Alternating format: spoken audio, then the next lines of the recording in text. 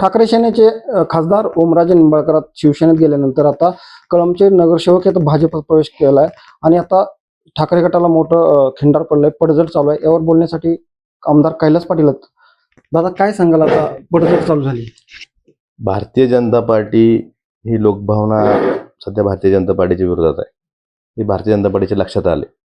त्यामुळं असे काही जे लोकप्रतिनिधी निवडून आलेले आहेत त्यांना वेगवेगळे आमिष दाखवून, वेगळे दबाव देऊन, त्यांना दबावाखाली घेऊन असं पक्ष फोडण्याचं काम भारतीय जनता पार्टी सुरुवातीपासून आपण बघतोय की 2022 पासून या महाराष्ट्रात करत आलेली आहे. आणि अशा वेळेस ही लोकभावना जी आहे ही त्यांच्या बाजूनं समजा काही नगरसेवक घेतले किंवा काही लोकप्रतिनिधी घेतले, त्यांना मतदान केलेली सगळी जनता त्यांच्या पाठीमागे येईल, हा जो समज आहे भारतीय जनता पार्टीचा हा पूर्णतः चुकीचा आहे. लोकभावना जी त्यांच्या विरोधात गेलेली आहे ती लोकभावना अजून जास्त तीव्रतेनं त्यांच्या विरोधात जाईल आणि इथून पुढच्या काळात शिवसैनिक इथला जो असेल किंवा सर्वसामान्य मतदार आहे त्यांच्या मताशी जी चुकीचे त्यांनी ज्या गोष्टीसाठी मत दिलं होतं त्याच्या विरोधात जर कोण वागत असेल किंवा काही कारण नसताना जर काही भारतीय जनता पार्टीच्या आमिषाला दबावाला बळी पडून काही लोक जात असतील तर निश्चितच इथला शिवसैनिक जागेवर आहे.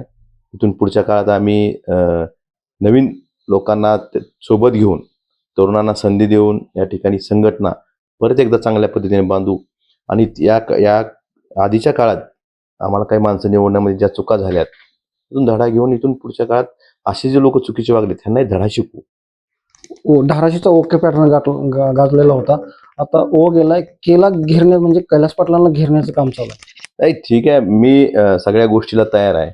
कुणी किती जरी प्रयत्न केले तर माझा विश्वास इथल्या सर्वसामान्य मतदारावर आहे, इथल्या शिवसैनिकावर आहे. त्यामुळे निश्चितच त्यांच्या साथीनं हा धाराशिव जिल्हा हा शिवसेनेचा बालेकिल्ला होता हे परत एकदा आम्ही 19ला सिद्ध करू. आता कैलास पाटलांसमोर मोठं आव्हान आहे जिल्ह्याचं, म्हणजे कार्यकर्त्यांशी एक ठेवणं, एक बांधून ठेवणं. कसं आहे आता यात मी सांगतो, आमचा शिवसैनिक हा जागेवरच आहे, हा कुठेही हललेला नाही.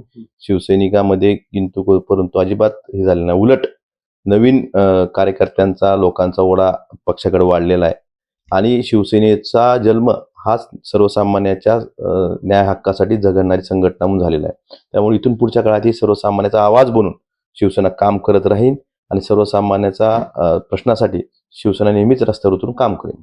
तरी होते कैलास पाटील, त्यांनी सांगितलं की आता माझी निवड चुकली, आता पण त्यांना धडा सुद्धा शिकवण्याशिवाय मी राहणार नाही.